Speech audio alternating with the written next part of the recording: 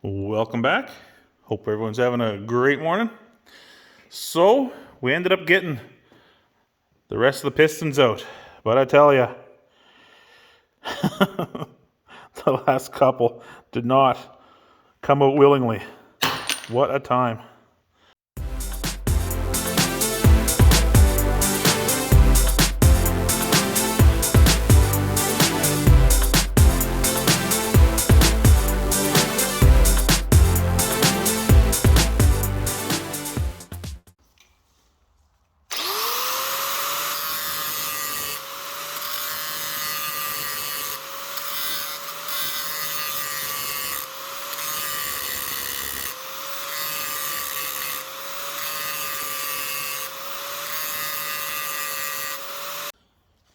Welcome back, guys. Of course, the only thing that had to break on this engine is a friggin' alignment pin in the head, or the block, and where the head goes on. I was lucky enough that it broke off maybe a little better than a 1/16 above it. So I just barely touched that with the grinder just to flatten off the top so I can get a good center punch on there and get the center the best I can. And I'm going to try to drill this out without damaging the head. I managed to grind it without touching the head. So, or keep calling the head, sorry. The block. Now I'm just cleaning up around the edge of it here just so I can see for sure where the center is. So I'm going to...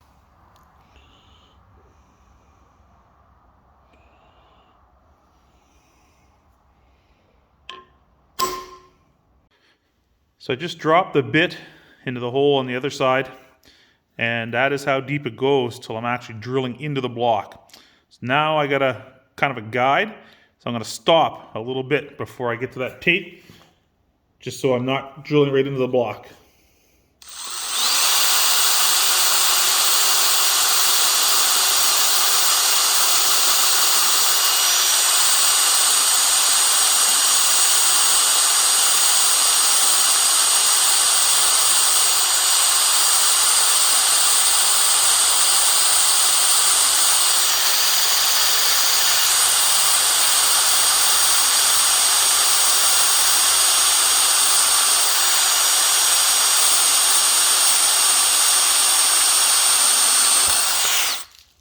There we go. So the pin's actually shorter than my distance, which is good. So there's a void there on the bottom. Now, I'm going to just start stepping up the bits.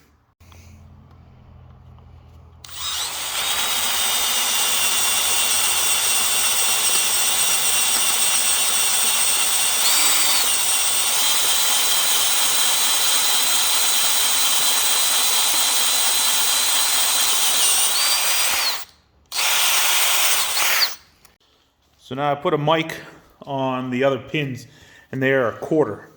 So biggest I'm going to go is 15/64 here. Try to leave a little bit on that edge in hopes that I don't touch the block at all.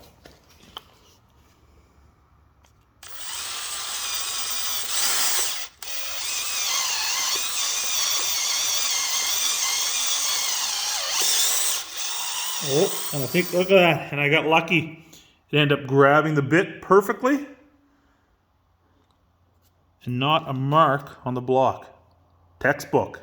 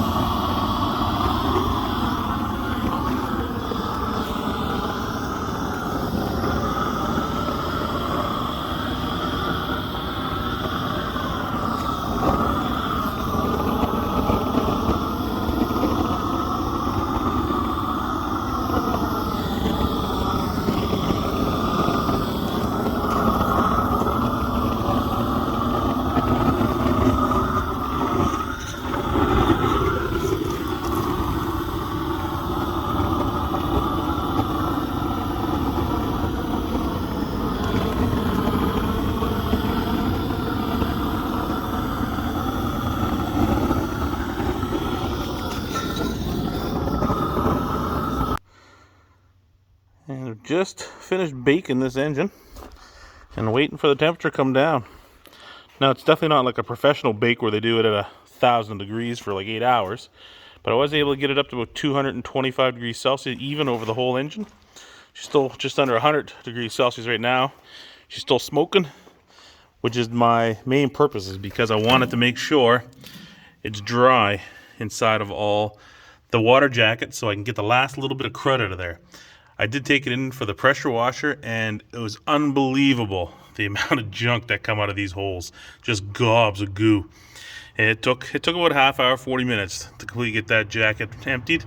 Now there's still a little bit on the bottom, so that was a little warm. Still a little bit on the bottom, so I'm just letting that dry up, and then I can scrape it out and just blow it out with the air compressor. Now I did the the crank as well. Now I didn't bake it like I did the engine. I did run the torch over it just a bit, just to get it to about, I think it was about 35 degrees, just to make sure I got all the moisture off it. Then I went through with my air compressor and blew out all the oil patches as well to make sure they were nice and dry.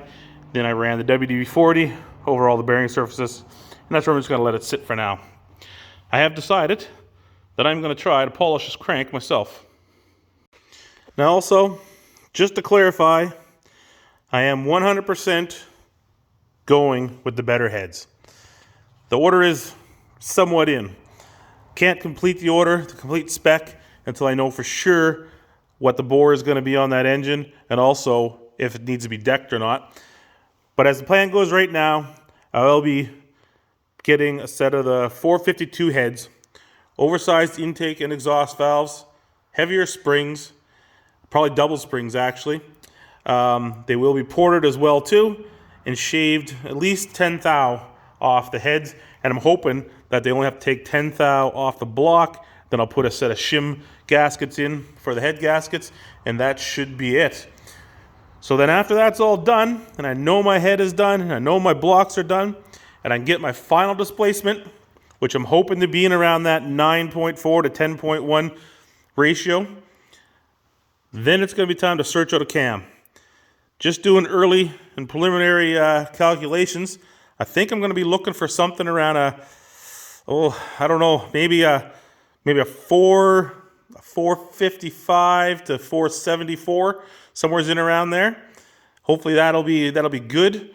They do seem to be not common, but they do have some nice ones in around that range. Actually, Comp Cams makes a nice 477, which would be perfect. 477 both sides.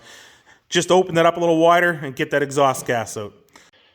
Now first off, I just want to apologize for the part of this video that is videoed up and down. I call that the iPhone special. But anyway, as some of you know, I jump back and forth between YouTube and TikTok. And of course, YouTube is in a position like this where you can see TV. And if you're on TikTok, it ends up giving a much better full screen view on a mobile device like this. So now it's time to polish some push rods, because with the setup I got gonna come up here soon, I'm gonna start releasing everybody. I'm able to use my existing push rods, and I'm gonna be able to use my existing rockers. So all I'm doing here is I got little green scratch pads that you do dishes with. Grab these from the wife. So these ones are starting to get well used. They're getting softer. And then all I'm doing is making a little puddle of WD-40. Get that pad a little wet in that 40. And I just start working it.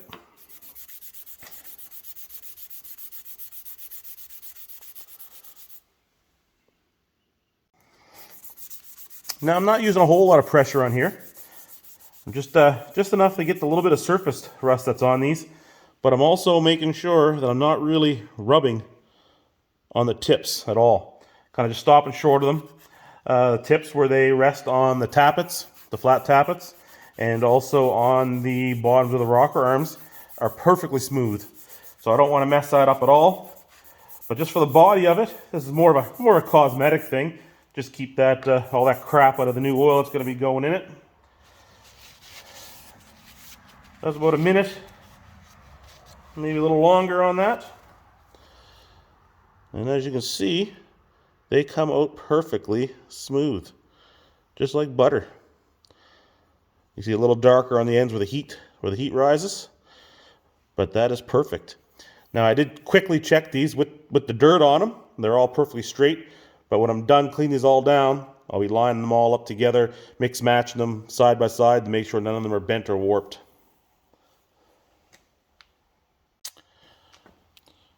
So all the push rods are polished. You can see they have quite a sheen in them.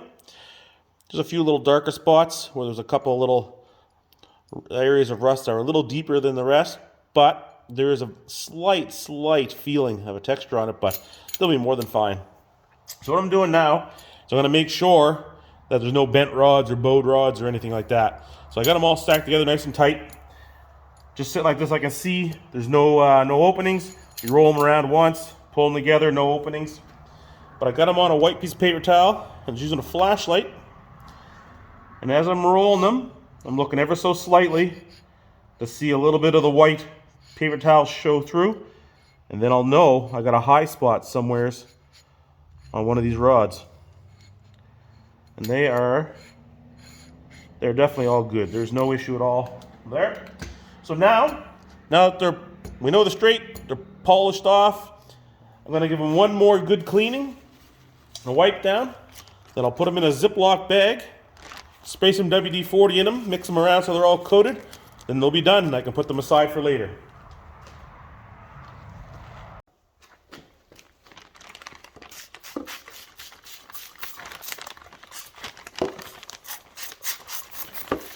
Now, it doesn't matter what order these push rods are in anymore, because I will be replacing the cam and the tappets.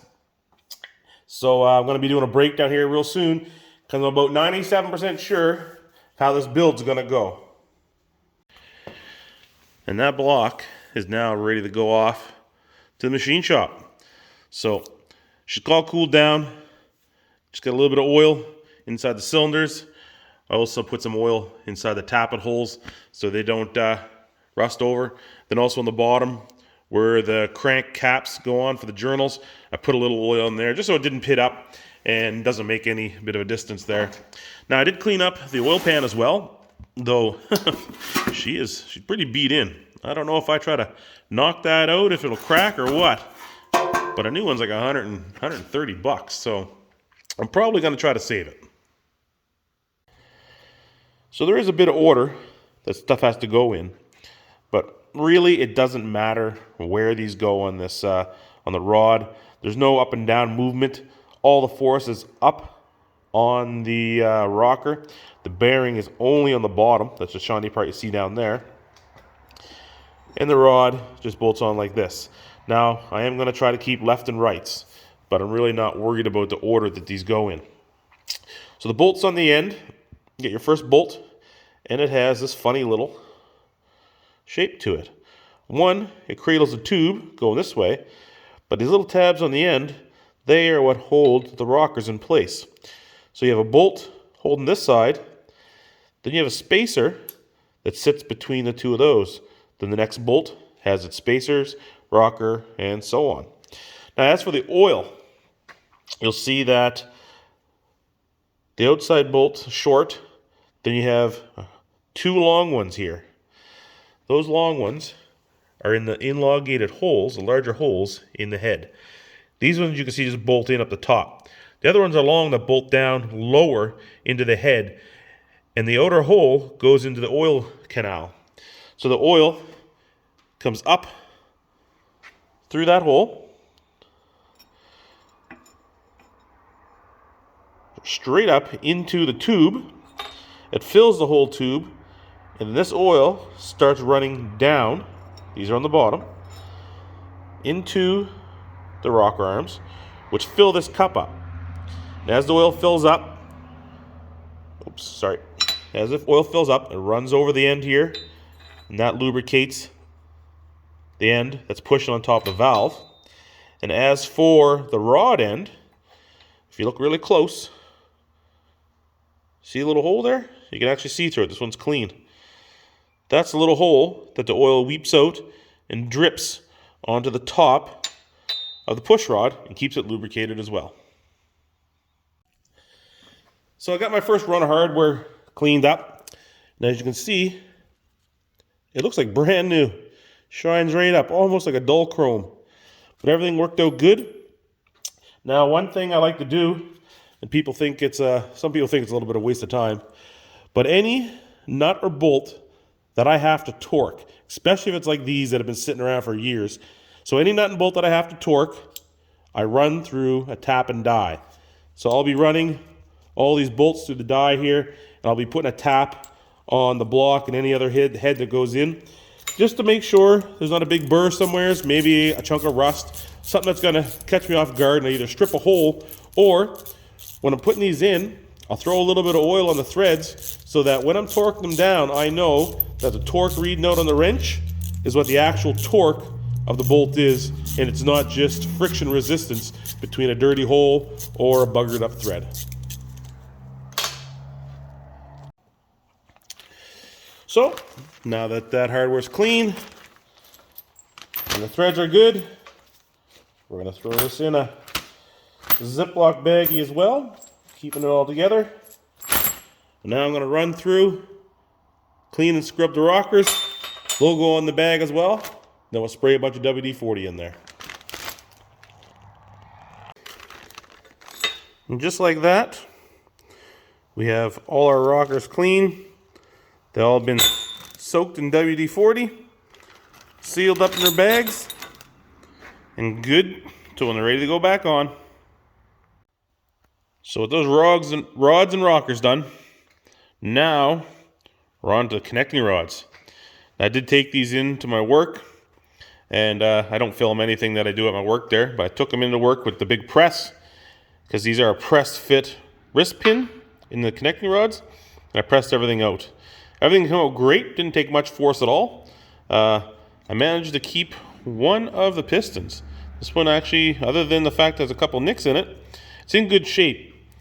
And I don't know, I think we're making something out of that or doing something with it just to commemorate the building of this 64 Chrysler. But as usual, I'm back to cleaning again. I got the caps, got my rods and the bolts. I'm going to knock all the bolts out of the rods as well too. Get everything good and clean. And again, if you remember when I was taking it apart, these are all marked. That's a number 2. So when I'm done, I just got to find number 2 in the pile, and they'll all go back together. So they're all good and matched up. That's where I'm going to cut it off this video. I think a little longer. And trying to catch up to a lot of stuff. I can't wait to get onto the 64 that's sitting inside the shop. It is a mess inside right now. Anyway, thank you guys for watching. Subscribe, like. If you're first time here, jump on board, follow along. It may not be a professional ride, but it's a good time. Catch you guys again later.